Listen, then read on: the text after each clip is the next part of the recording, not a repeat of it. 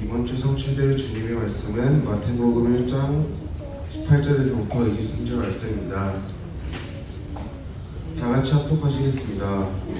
예수 그리스도의 나심을 이루어라. 그의 어머니 마리아가 요셉과 약속하고 동거한 전에 성령으로 인해서 나타났다. 그의 남편 요셉은 의로운 사람이라 그를 드러내지 아니하고 가만히 끊고자 하여 이 일을 생각할 때에 주의 사자가 현몽하여 이르되 다윗에게서 요셉아 네 아내 마리아가 들어오기를 무서워하시는가.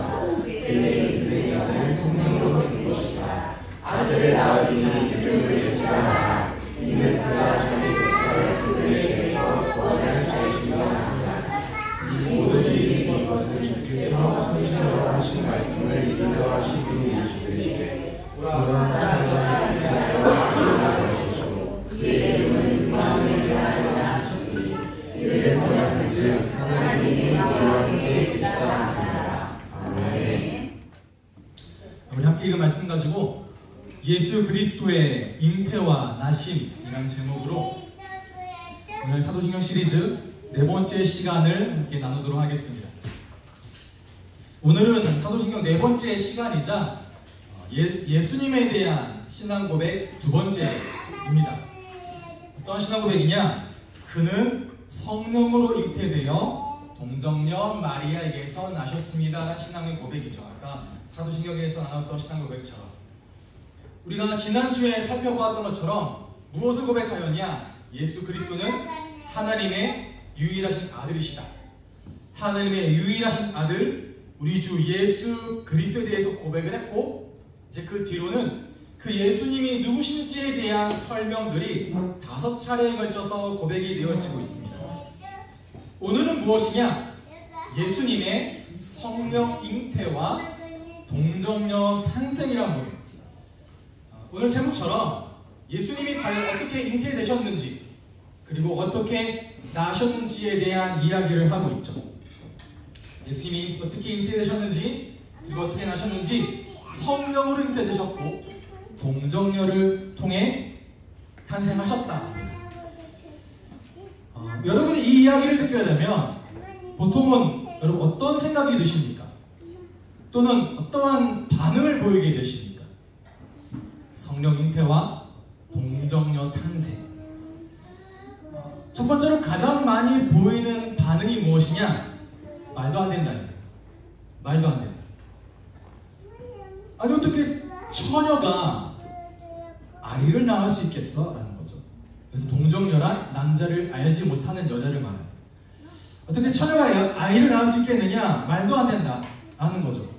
왜냐? 우리 인간의 이성과 상식으로는 도저히 이해가 되지 않는, 도저히 믿을 수 없는 일이기 때문에 그렇습니다.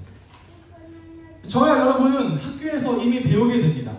인간의 탄생에 대해서 인간이 어떠한 과정을 통해 태어나게 되어지는지, 어떻게 생명을 잉태하게 되어지고 그 생명이 약 10달의 시간을 거친 후에 어떻게 출생하게 되는지를 우리는 배워서 알고 있죠.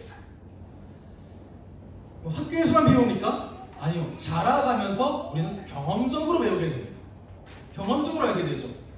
아이가 어떻게 태어나게 되는지, 저는 저희 아이들이 어떻게 태어나게 되는지 저는 경험적으로도 알고 있습니다. 알고 있다는 거죠. 그럼 제가 굉장히 외람된 질문인데요. 질문 드려보겠습니다. 혹시 이 가운데 아버지가 없이 태어난 분 계십니까? 이 말이 상당히 무례한 말이라는 것은 우리는 아버지가 없이 아이가 태어날 수 없다는 것을 너무나 잘 알기 때문이죠. 제가 외람되이라고 말씀드렸습니다. 아버지 없이 태어났다라는 말은 너 아빠가 없어 라는 말이 아니라 너의 아버지를 우리는 몰라라는 말이잖아요. 그런 말이에요. 그래서 작년 말의 일이죠. 12월 달입니다. 모델 문가비 씨의 임신 사실과 출산 사실이 연예계 뉴스를 통해 알려졌을 때 사람들의 관심사 좀 무엇이었냐? 그래서 아빠가 누구래? 그 아빠가 누군지 밝혀졌죠. 왜냐? 다 알고 있는 거예요. 여자는 혼자서 아이를 낳을 수 없다는 거예요. 처녀가 잉태하여 아들을 낳는다? 말도 안 가능합니다. 뭐 시험관 수술이나 뭐 이렇게 그건 가능하잖아요. 그런 경우를 빼고 그것도 사실은 남자의 이제 씨가 있어야 되는 부분들이 있겠죠. 믿을 수 없는 일이라는 거죠. 그래서 우리가 예수님에 대해서 이야기를 할 때 예수님이 보이셨다고 하는 수많은 이적들을 믿지 못하기도 하고 또 무엇보다 예수님이 다시 살아나셨다는 것을 믿기 어렵다고 하지만 그 두 가지보다 제일 믿기 어려운 거라면 무엇이냐? 예수님이 성령으로 잉태되어 동정녀를 통해 탄생하셨다는 사실입니다. 이건 절대 믿기지가 않아요. 자, 이런 반응이 대부분일 겁니다. 두 번째 무슨 반응이냐? 두 번째도 있습니다.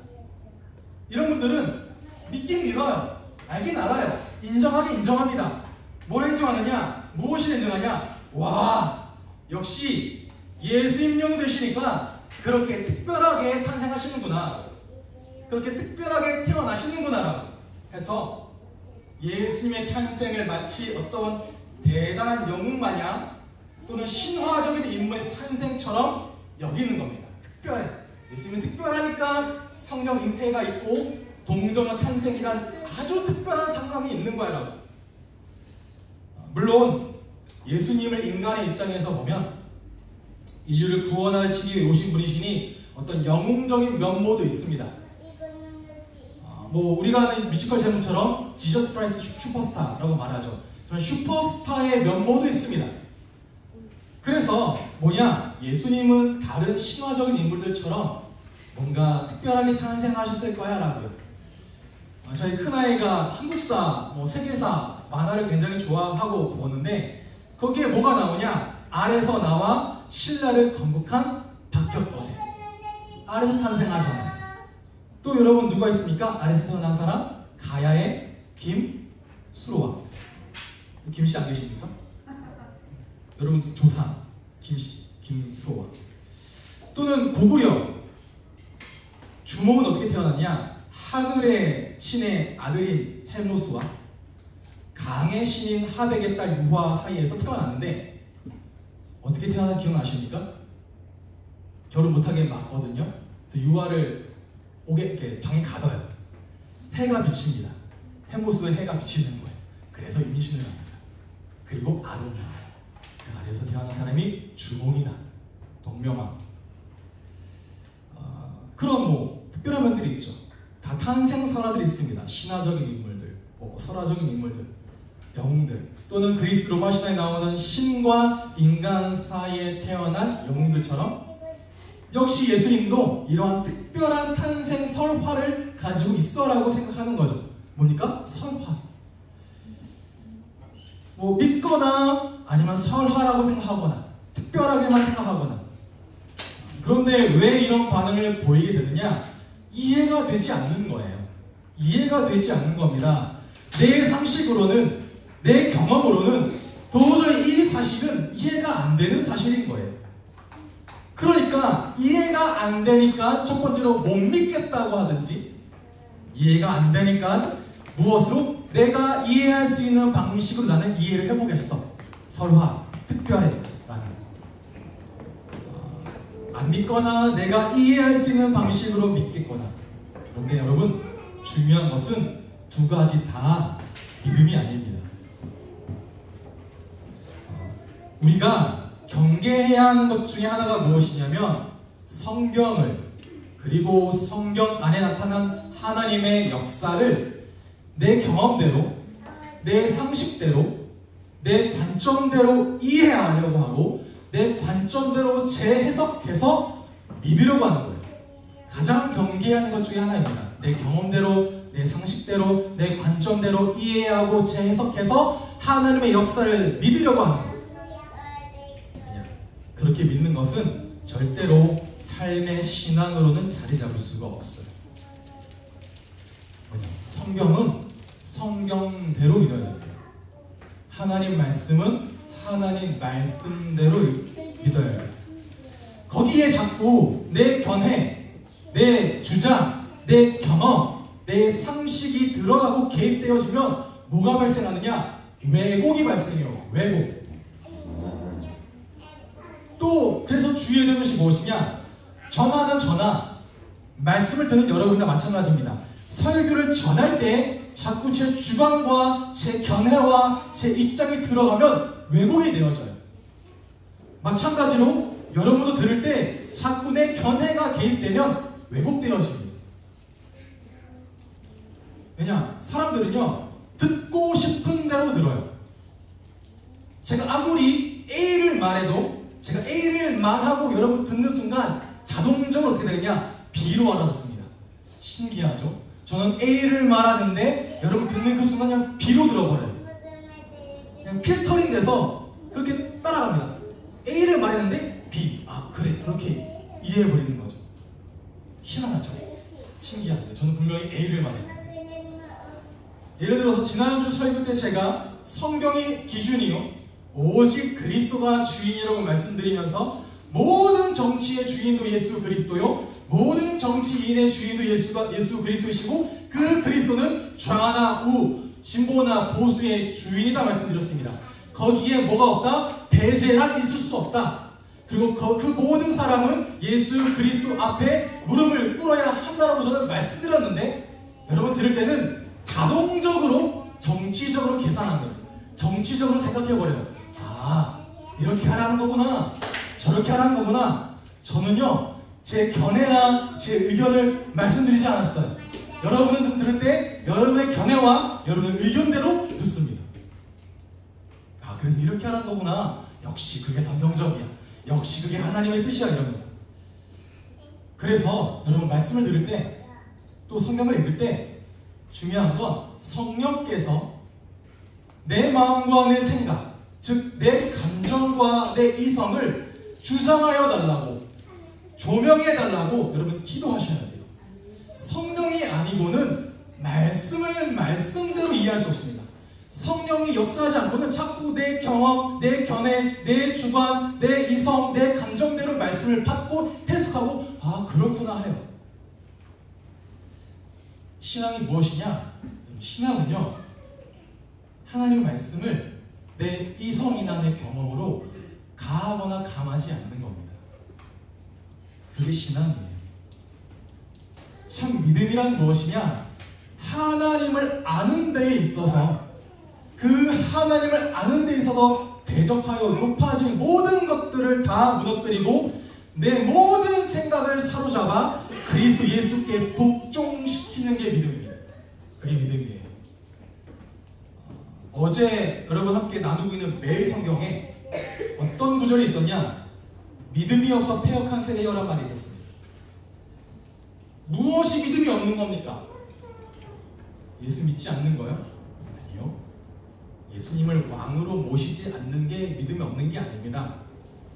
예수님을 왕으로 모셔요. 그런데 어떤 왕으로 모시냐? 내 생각대로의 왕, 내 기준대로의 왕으로, 내가 원하는 대로의 왕으로 모시는 겁니다. 그 유대인들이었잖아요.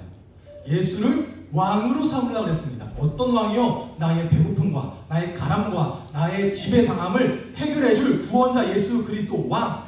그게 뭐라고요? 믿음이 없다고요.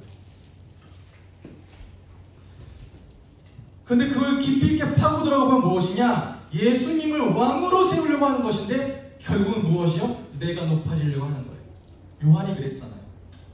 예수님, 저 사람들 예수님 이름으로 귀신 쫓아내는 거 그거 해주세요. 왜? 그건 나만 해야 되거든. 나만 높아져야 되거든.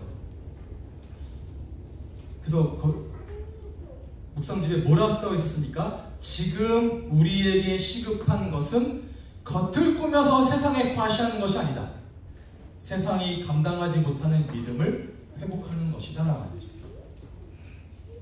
내 생각대로 성경을 해석하는 것이 아니고요, 성경에 의해서 성경의 말씀대로 내 생각을 붙잡아 그리스도께 복종하는 게 믿음입니다. 성경에 의해서 성경이 말씀하시니 내 경험을 그리스도께 복종하는 게 믿음이에요. 그게 바로 참된 신앙입니다. 그 믿음만이 세상을 감당치 못하는, 세상을 이기는 믿음임을 여러분 오늘 붙잡게 되시길 바랍니다. 우리는 납득한 만큼 믿는 게 아니에요. 우리는 이해한 만큼 믿는 게 아닙니다. 뭐냐? 믿는 만큼 납득하게 될 거예요. 믿는 만큼 이해하게 되실 겁니다. 이렇게 되지 않으면요, 난 자꾸 내 철학대로, 내 감정대로, 내 경험대로, 내 이성대로, 내 이해되어지는 대로 성경을 믿고 예수 그리스도를 받아들이게 되어져요. 물론 이게 신학적이긴 합니다. 내 이성과 내 경험대로 신앙을 시작하는 것. 근데 뭐가 문제냐? 이게 시작점인데요. 문제는 상당히 머리가 좋은 사람들, 또는 상당히 주관이 강한 사람들, 상당히 경험이 많은 사람들, 뭐냐? 내가 경험이 많다 보니, 내가 머리가 좋다 보니, 내가 어떠한 주관이 뚜렷하다 보니 성령을 의지하지 않고 나는 성경을 이해할 수 있어. 난 머리가 좋아서 성령이 나를 주관하지 않아도 이 성경은 나는 이해할 수 있어. 난 경험이 많아서 난 그럴 수 있어 라고 그렇게 생각하는 거죠. 여기서 뭐가 나오냐? 여기서 신비주의가 나와요. 내 경험대로. 하나님 내 경험에 따르면 이렇게 역사하셨으니까 이 일도 이렇게 역사하실 거야. 또 뭐가 나오냐? 자유주의. 내가 생각하기에 예수님은 이런 분이셔야 돼. 여기서 더 나가면 뭐가 나오냐? 여기서 이단도 나오고 여기서 사이비도 나옵니다. 뭐냐? 말씀을 내 경험과 내 이성이 아닌 성령께서 깨닫게 해주시는 대로 믿게 되어지는 그런 은혜가 있기를 주님의 이름으로 축복합니다. 그럼 질문이 생기죠. 왜요? 왜 예수님께서는 성령으로 잉태되어 동정녀의 몸을 통해 태어나셔야만 했습니까? 이게 설화도 아니고 거짓도 아니라는. 하나님께서는 왜 이런 방법을 통해 하나님의 아들을 이 땅에 구원자로 보내셔야만 했습니까? 여러분은 뭐 해야 되냐? 이 질문을 하셔야 됩니다. 우리는 보통 교회 안에서 질문 잘 안 하려고 그래요. 또 질문하지 말라고 그렇게 교육받아 왔기도 했고, 우리는 질문하는 교회라고 해서 뒤에 종이도 갖다 놨는데 사용하시는 분이 없습니다. 아무도 안 써요. 뭐가 그렇게 무섭고 두렵다고. 이제 좀 카톡방에서 제가 질문하니까 한두 분 이렇게 질문하시면 너무나 감사해요. 물론 그거 준비하려면 한두 시간 제가 또 짬내서 공부하고 막 다시 달아드리고 하는데 너무 감사합니다. 좀 질문 받기를 되게 좋아하거든요. 또 질문에 답하기를 좋아하고, 또 그 제 답이 미흡할 때 또 반론도 좋아합니다. 그럼 제가 또 연구해서 또 대답을 드리고요. 근데 안 하세요.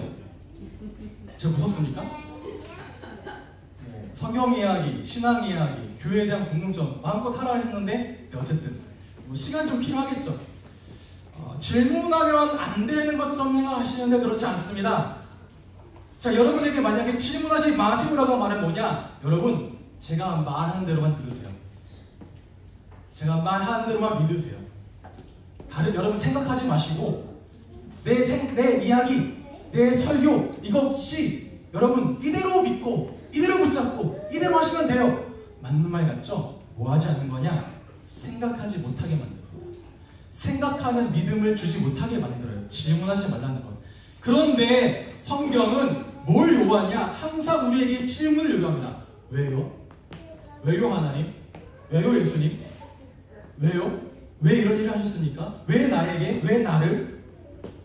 왜냐? 성령은 내 감정을 조명하셔서 하나님 너무 감사해요. 하나님 너무 행복해요. 하나님 너무 사랑해요. 이런 고백도 하게 하시지만요. 내 이성을 주관하셔서 왜요 하나님? 하나님을 알게 하신다고요. 하나님을 알아가게 하신다고요. 하나님을 아는 지식을 나에게 습득하기를 원하십니다. 그래서 질문하기를 원하세요. 질문할 때 하나님 답변하십니다. 여러분 질문하셔야 하나님에 대해서 그 진리에 대해서 더 선명하게 알게 되어져요. 그래야 왜곡되어진 내 믿음을 교정하게 되어집니다. 저 얘기하면 늦어질 것 같은데. 전에 우리 봉경 1하면 안 되지? 봉경 성도님이 저한테 물어본 거예요. 목사님, 지옥은 어떤 곳이에요? 그럼 지옥 가면 불구덩이 뜨겁고 재난한 거 그런 생각하잖아요. 뭐 그런 이미지도 성경에 있습니다. 먼저 지옥은 하나님의 부재예요. 나중에 이야기할 때 있죠. 네. 그렇게 이해가 되어지면요, 지금 살아가는 세상의 모습들, 장차 당하게 될 지옥의 모습들, 그럼 그 반대인 천국이 무엇인지 우리는 명확히 알게 되죠. 질문해야 된다는 거죠. 자, 질문해 보세요. 왜 예수님께서 동정녀 탄생을 통해 오셔야만 했습니까? 이렇게 오시면 이게 논란의 여지를 남길 것을 하나님은 모르셨을까요? 말도 안 되잖아요. 웅성웅성 되잖아요. 당시 예수님 당시에도 뭐라 말했냐? 너 아버지 없는 애잖아. 너 마리아의 아들이야. 보통 아버지의 이름으로 불리거든요. 근데 너 마리아의 아들이야 라고 말하기도 하고, 진짜 어떤 사람들은 뭐라 말하냐? 마리아가 로마 군병과의 부적절한 관계를 통해 예수를 낳았어 라고 하지 말합니다. 이거 숨기려고 하는 거야. 왜 이걸 주장하느냐? 예수가 당시에 어떤 체제의 전복을, 체제의 모를 위해서 로마랑 친하게 지내야 되겠다고 이런 얘기도 해요. 말도 안 되죠. 논란이 아직도 많고 여전히 많습니다. 이게 걸림이 돼가지고 믿음을 가지지 못하는 분도 많아요. 그럼 하나님 모르셨을까요? 이렇게 논란이 될지, 사람들이 이해하지 못하고 사람들이 믿지 못한 일이 될지 모르셨을까요? 그럼 왜요? 그럼에도 불구하고 왜 성령 잉태와 동정녀 탄생이란 방법을 사용하셔야만 했습니까? 라고 질문하면 이 방법을 통하지 않고서는 인간의 죄를 해결할 수 없기 때문에 그렇습니다. 제가 굉장히 좋아했던 영화가 마블의 어벤져스라는 영화입니다. 그 영화에 인피니티 워라는 영화에서 다양한 시간대를 오갈 수 있는 시간을 조정하는 능력을 가진 닥터 스트레인지라는 인물이 나와요. 그 인물이 타노스란 적이 침범했을 때 이 타노스에게 이길 수 있는, 이 적이 너무나 강하니까 이길 수 있는 방법을 구상해 봅니다. 생각해봐요. 모든 시간대를 나눠 봅니다. 영화에 나옵니다. 몇 군데가 되냐? 1400만 506개의 시간대를 다 다녀봐요. 그래서 뭐라고 하니까 어벤져스가 타노스에게 승리할 수 있는 단 한 가지 방법. 영어 보면 나오죠. 아이언맨이 그거 하는 거죠. 그죠? 단 한 가지 방법. 자, 동일하게 수천 가지, 수백만 가지, 수십만 가지, 수천만 가지의 경우의 수를 다 돌려봤을 때 인간의 죄를 해결할 수 있는 단 한 가지 방법은 바로 구원자가 성령으로 잉태하여 동정녀를 통해서 오지 않고는 불가능한 일에서 없습니다. 왜 오셔야 됐습니까? 인류를 구원할 구원자는 완전한 하나님이자 완전한 인간으로 오셔야만 돼요. 그래야만 인류를 온전히 구원할 수 있습니다. 우리가 교회의 교리를 잘 정리해 놓은 요리문답 가운데 하이델베르크 요리문답이라는 문답서가 있습니다. 이렇게 보면, 여기 보면 이렇게 질문을 해요. 제가 질문을 던져보겠습니다. 여러분 쓰여진 답변을 한번 읽어보세요. 자, 중보자는 왜 참 인간이고 의로운 분이셔야 합니까?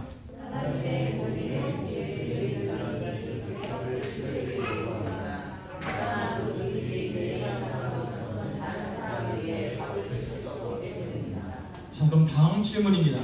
중보자는 왜 동시에 참 하나님이셔야 합니까?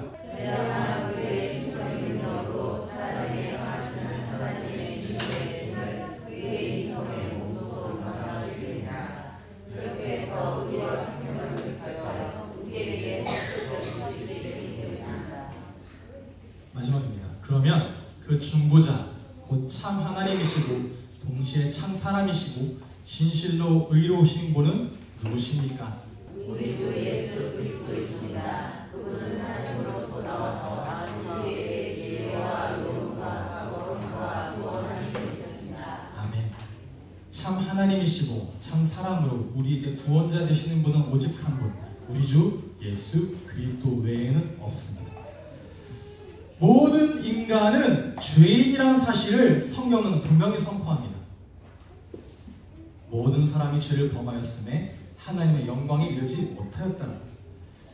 다음 주에 이 죄에 대해서 더 구체적으로 살펴보겠습니다만, 여기서 죄를 범했다는 게 단순히 내가 죄를 지었어를 말하는 게 아닙니다. 무슨 말이냐? 죄를 지을 수밖에 없도록 모든 본성이 오염되어 있다는 거예요. 이를 보고 죄의 경향성이라고도 말합니다. 또는 신학적 용어로는 원죄라고도 말해요.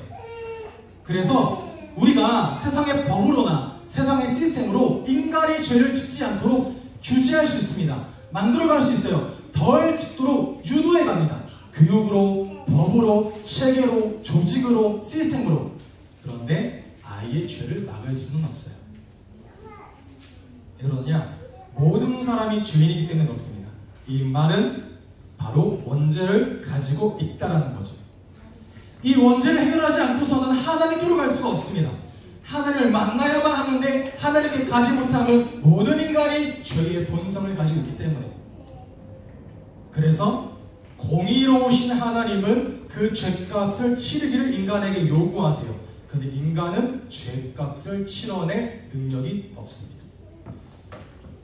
아니면 다른 사람에게 내 죄를 대신 짊어져 주는 거예요. 한 인간이 다른 인간의 죄를 대신 짊어지고 그 죄의 벌을 받을 수 있습니다. 그래서 인간을 구원하기 위해서 그 구원자는 반드시 똑같은 인간이어야만 해요. 그런데 문제가 있죠. 죄인된 인간은 죄인을 구원할 수 없습니다. 똑같이 늪 속에 빠진 한 인간은 나와 동일하게 늪에 빠진 인간을 구원해낼 도량이 없습니다. 그래서 구원자는 죄가 없어야 돼요. 죄가 없다는 말을 뭐로 했습니까? 의로운 분이라. 그래서 구원자는 죄가 없는 의로운 분이자 인간이어야만 합니다. 그런데 한 인간은 다른 한 인간의 죄밖에 내가 짊어질 수 없어요. 제가 아무리 착하고, 제가 아무리 선하고, 제가 아무리 능력이 있어도 저의 능력은 한계가 있습니다. 여러분 모든 사람을 다 건질 수도 없고, 여러분 모든 사람의 죄를 제가 대신 짊어질 수도 없어요. 바꿔 얘기하겠습니다. 여러분의 모든 빚을 제가 해결할 전 능력이 없습니다. 제가 아무리 갑부여도 모든 사람의 빚을 제가 단번에 해결할 능력은 저는 없어요. 그래서 능력에 제한이 없는 전능하신 하나님이셔야만 모든 인간의 죄를 대신 짊어질 수 있습니다. 그래서 구원자는 참 하나님이셔야만 합니다. 그 참 인간이자 참 하나님으로 오신 분이 누구시냐? 바로 성령으로 잉태하여 동정녀 마리아에게 나신 예수 그리스도, 그 분만이 참 하나님이시오 참 인간이신 구원자 예수이심을 믿습니다는 고백이 우리의 신앙 고백이라는 거예요. 예수 그리스도를 통해서 그 어떤 것을 해결할 수 없는 그 나의 죄와 저주와 사망의 문제를 하나님이요 인간이신 예수님은 해결하셨습니다. 그로 인해 나의 죄성과 그로 인해 나의 죄책이 해결받았습니다는 고백이 우리의 신앙 고백이라는 거죠. 로마서 5장 11절에 이렇게 말합니다. 아담 한 사람의 범죄 때문에 그 한 사람으로 말미암아 죽음이 왕노릇하게 되었다면 넘치는 은혜와 의의 선물을 받은 사람들은 예수 그리스도 한 분으로 말미암아 생명 안에서 왕노릇하게 되리라는 것은 더욱더 확실합니다. 그러니까 아담의 후손으로 죄와 사망이 왕노릇하는 데 놓였던 모든 사람들에게 성령으로 잉태하시고 동정녀에게 나심으로 죄 없으신 참 하나님이 완전한 인간으로 우리에게 오셨는데 그 예수 그리스도에 우리는 생명과 구원에 놓이게 되었습니다. 그래서 영생을 얻었음을 믿으시고 그 하나님 함께 하게 되어지는 은혜가 있기를 주님의 이름으로 축복합니다. 그럼 이 사역을 통해서 우리에게 보여주신 것이 무엇입니까? 첫 번째로 예수 그리스도의 구원 사역이 철저히 삼위일체 하나님의 사역이다 알게 하시는 거예요. 우리의 믿음은 항상 여기에 있어야 됩니다. 우리가 구원을 이야기할 때 마찬가지입니다. 어느 한 분만의 역사가 아니에요. 우리는 흔히 구원하면 하나님만, 구원하면 예수님만 생각합니다. 근데 세 분의 하나님이 동일하게 동시에 역사하신다는 거죠. 성부 하나님은 구원받을 자를 작정하십니다. 성자 예수님은 그 구원의 계획과 작정을 성취하시죠. 그래서 동정녀 탄생이라는 성육신의 방법을 예수님은 순종하신 겁니다. 더 나아가 십자가 죽음까지 순종하셨죠. 그리고 성령으로 잉태돼요. 이 방법을 실현하도록 능력으로 역사하신 분이 성령. 이렇게 우리의 모든 구속사역은 하나님의 연합되어진 일체적인 사역을 통해 이루어집니다. 이걸 알아가면 여러분 신앙생활이요 굉장히 풍성해져요. 예를 들어 예배다 했을 때 예배란 기도란 우리가 그리스도 예수 안에서 예수 그리스도를 통해서 성령의 도우심을 힘입어 성부 하나님께 나아가는 겁니다. 지금 삼위일체 하나님이 예배 가운데 역사하시고 주관하시는 신앙생활도 마찬가지죠.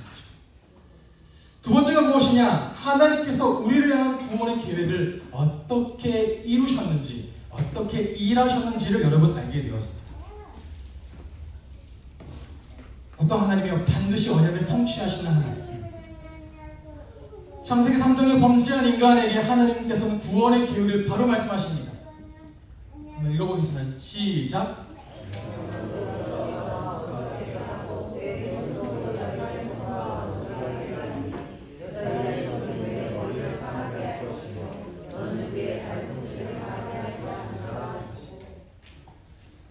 내가 너로 여자와 원수가 되게 하겠다고 하죠. 잘 기억하십시오. 그래서 여자를 뜻하는 영어 표현 뭐냐? A woman이 아닙니다. The woman. The woman. The woman. 제가 혹시 내가 잘못 알았을까봐 모든 영어 번역본을 다 찾아봤어요. NIV, KJV, NSAV, ESV 다 똑같아요. The woman. The woman. 무슨 말이냐? 그냥 어느 순간에 불특정하게 태어날 어떤 여자를 통해서가 아니에요. 그 여자를 통해서 내가 한 여자를 이미 작정하였고 그 여자를 통해서 한 구원자를 이 땅에 보낼 것이다.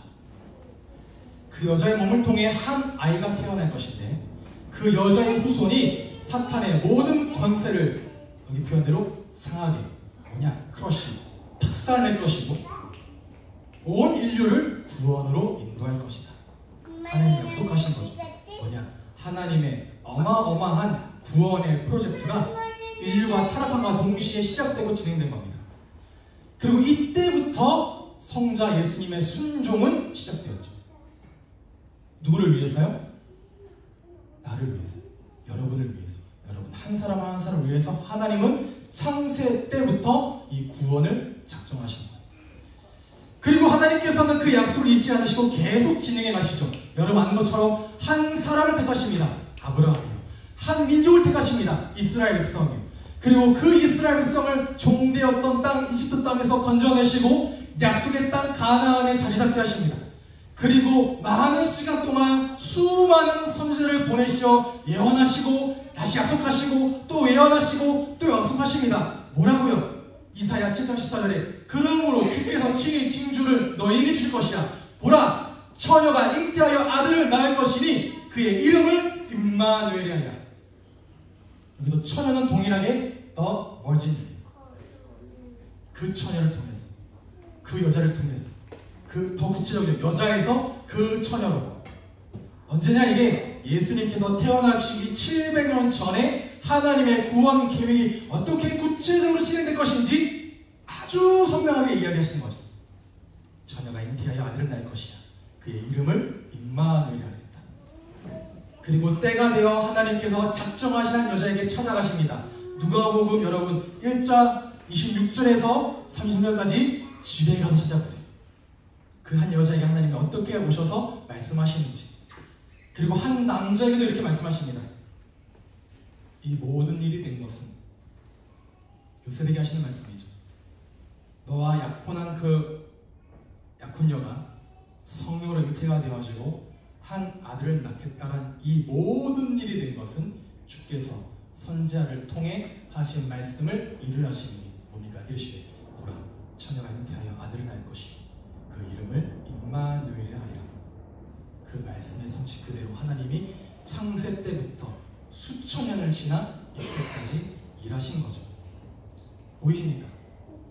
하나님 구원 계획이 어떻게 이루어지고 이를 위해서 어떻게 열심을 다해 일하셨는지. 그 긴 세월이 지나는 동안 모든 사람을 다 잊어버렸습니다. 하나님은 기억하시고 열심을 다해 일하셨다는 거죠. 이르고 바울이 이렇게 이야기합니다. 갈라디아서 4장 4절에 보면 뭐다 있냐? 때가 참에 하나님이 그 아들을 보내사 그 여자에게서 나게 하셨다. 때가 찼어. 때가 되었어. 어떤 때? 내가 너를 구원할 그 때가 차서 내가 내 아들을 한 여자를 통해 보내었다. 하나님이 약속하신 그 시간이 참에 성부 하나님은 그때 그 시간을 창세 때 작정하셨고, 성자 예수님은 그 때를 놓고 그 전부터 순종해 오셨고, 성령 하나님은 수많은 하나님의 사람을 통해서 계속 말씀해 오신 겁니다. 이렇듯 나를 구원하시기 위해 그 약속을 반드시 성취하신 하나님, 그 하나님의 일하심, 그 하나님의 열심 속에 담겨져 있는 하나님의 사랑, 나를 향한 그 사랑 확인하시고 체험하게 되시기를 주님의 이름으로 축복합니다. 그 고백의 당의 의미가 무엇이냐? 첫 번째입니다. 우리 주 예수 그리스도 외에는 다른 구원자가 나에게 없습니다. 어떤 말이냐? 앞서 살펴본 것처럼 참 하나님이요 참 인간으로 우리에게 오신 예수님만이 우리의 구원자세요. 예수님은 여자의 후손으로 죄가 없으십니다. 원죄로부터 자유로운 인간이에요. 그래서 우리의 죄를 대속할 수 있으십니다. 그리고 예수님은 전능하신 하나님이시기 때문에 모든 사람의 죄를 대신 짊어지고 하나님의 직무를 감당하시고 그 구원과 은혜를 우리에게 베풀어 주실 수 있어요. 그래서 예수 그리스도 외에는 다른 소망이 여러분 진짜 여러분에게 없습니다. 왜냐? 세상이 말하는 다른 구원자들은 여러분 한계가 있어요. 지금 시대를 보고 물질 만능주의라고 말합니다. 부정하지 않습니다. 저도 필요합니다. 그런데 그 물질 만능주의 시대에 돈이 사람들에게 우상이 되어지고 돈의 많음이 그 사람의 구원이 되어집니다. 그래서 돈에서 소망을 찾고 돈을 통해 행복을 추구해요. 근데 여러분, 내가 사랑하는 대상이 불치병에 걸려서 또는 어떤 심각한 문제에 빠졌다고 합시다. 그런데 돈으로는 살릴 수가 없어요.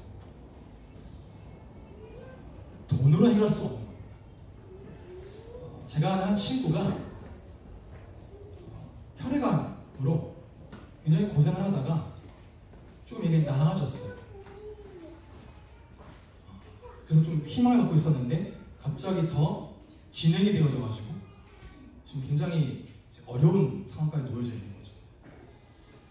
그 가족의 마음이 무엇일 거냐? 할 수만 있다면 모든 방법을 더 써서 나아지는 거. 그래서 새로운 신약을 맞는데 한 번 주사를 맞을 때마다 1,200만 원 납니다. 비급여를. 돈의 문제가 아닌 거예요. 할 수만 있다면. 할 수만 있다면. 그래서 이렇게 저도 부족한 좀 도움을 보내고 많은 도움을 받는데 그건 턱도 없는 거죠. 가르치겠습니까? 할 수만 있다면. 내가 가지고 있는 모든 걸 다 털어서 내가 사랑하는 남편, 우리 아이의 아빠를 살릴 수만 있다면 할 수 있겠는데 돈을 수억만 줘도 해결했으면 좋겠는데, 또는 내 자녀에게 당한 그 문제 할 수만 있다면 해결할 수 있다면 좋겠는데, 아까 말했던 그 아이언맨의 배우였던 로버트 다우니 주니어가 자신의 아들의 마약 문제가 왔을 때 해결을 못했습니다. 돈이 그렇게 많은데요. 본인도 경험자입니다. 뭐냐? 그럴 수 없는 거예요. 모든 걸 다 할 수 있을 것 같은 그 돈도 그 능력을 행함에는 한계가 있는 거죠. 뭐냐? 하나님은 아닌 겁니다. 구원자는 아닌 거예요. 그래서 물질 만능을 추구하던 사람이 그 한계를 만나면 뭐에 빠지냐? 허무에 빠져버립니다. 나 돈도 벌어봤어. 돈도 써봤어. 다 해봤어. 그런데 이것이 내 인생을 구원하지 못하더라. 뭐로 빠져요? 허무주의로. 그래서 여러분, 우리에게 다른 것이 우상이 되어서도 안 되고 다른 것이 구원이 되어서는 안 됩니다. 오직 예수 그리스도만이 여러분의 소망이요 여러분의 구원임을 여러분 고백하게 되시기를 바랍니다. 두 번째로 무엇이냐? 그 그리스도인 예수님 앞에, 하나님의 말씀 앞에 나는 나의 생각과 나의 판단을 내려놓겠습니다. 그게 고백이에요. 나의 이성을, 나의 철학을, 나의 경험을 주 앞에 겸손히 내려놓습니다. 그 고백인 거죠. 그러니 여러분, 처녀가 잉태하여 아들을 낳는다는 게 여러분 이성으로 이해가 되어집니까? 사람의 생각으로 이해가 안 되지만, 내 상식으로는 말이 안 되지만, 그러나 그게 하나님의 역사라면 나는 그것을 뭐 하겠습니다? 믿겠습니다. 그 앞에 내 판단, 내 생각, 내 경험은 내려놓겠습니다라는 고백이라는 거죠. 이게 믿음입니다. 이 믿음으로 하는 역사에 반응하는 걸 보고 뭐라 말하냐? 순종이에요. 우리는 이런 하나님의 역사에 순종한 한 사람, 두 사람을 알고 있습니다. 첫 번째가 누구냐? 마리아예요. 천사 가브리엘이 마리아에게 나타나서 말하죠. 그 여자에게 너가 아들을 낳을 것이야. 그때 마리아가 몇 살인지 아십니까? 우리는 처녀라니까 20대 되겠다고 하죠. 한 24, 23? 근데요, 이때 나이가 대략 추정하기를 10대 후반이랍니다. 그때쯤 다 결혼했어요. 그때는. 여기 여자분들 10대 후반 한참 고등학생 때 갑자기 천사가 나타나서 너 아이를 가질 거야. 생각해보세요. 그런 소녀에게 하나님 계시가 떨어지자 뭐라 말하냐? 저 같아도 무서워서 도망가는 겁니다. 아, 싫어요. 딴 사람 알아보세요. 다른 믿음 더 좋은 옆 동네 옆집에 쟤 진짜 믿음이 좋아요, 아니냐? 난 믿음이 약해요. 또는 싫어요. 반항하고. 아, 그건 안 돼요. 알잖아요. 지금 시대에 아버지 없이 아이를 가지면 나 돌 맞아요. 진짜 돌 맞아 죽거든요. 돌 맞습니다. 근데 마리아 뭐라 말하냐? 보십시오. 나는 주님의 여종입니다. 당신의 말씀대로 나에게 이루어지기를 바랍니다. 말씀대로 나에게 이루어지기를 바랍니다. 이 마리아의 믿음과 순종이 참 귀하고 대단하죠. 여러분의 믿음도 이러기를 바랍니다. 여러분의 순종도. 근데 알아야 건 뭐냐? 딱 여기까지예요. 여기까지인데 천주교에서는 이 마리아를 굉장히 높이죠. 뭐라 말하냐? 성경에 없는 말들을 합니다. 마리아는 원래 원죄가 없었던 사람이었어. 그러니 원죄가 없는 예수님을 낳았지. 왜? 원죄가 없어야 구원자이기 때문에 마리아도 원죄가 없었어. 무염시태라고 합니다. 원죄가 없는 상태에서, 오염이 없는 상태에서 태를 가졌다. 마리아는. 또 뭐라 말하냐? 그 다음부터는 자녀를 낳으면 안 되잖아요. 한번 처녀였으니 영원히 처녀가 됩니다. 마리아는 평생 동안 동정이었다. 이게 실제 천주교 교리예요.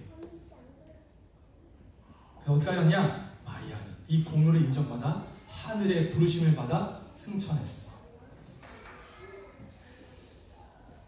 마리아를 숭배 대상으로 말합니다. 물론 그들은 아니라고 말합니다. 그런데 하는 말을 보면 딱 그러합니다. 물론 생명을 바쳐 말씀에 순종한 믿음의 여인이죠.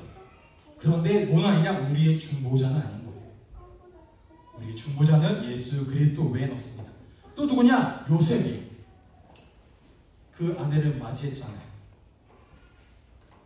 주님의 천사가 말하는 대로 아내로 맞아들이고 아이를 낳을 때까지 잠자리를 함께하지 않고 아들이 태어나니 말씀하신 대로 그 이름을 예수라.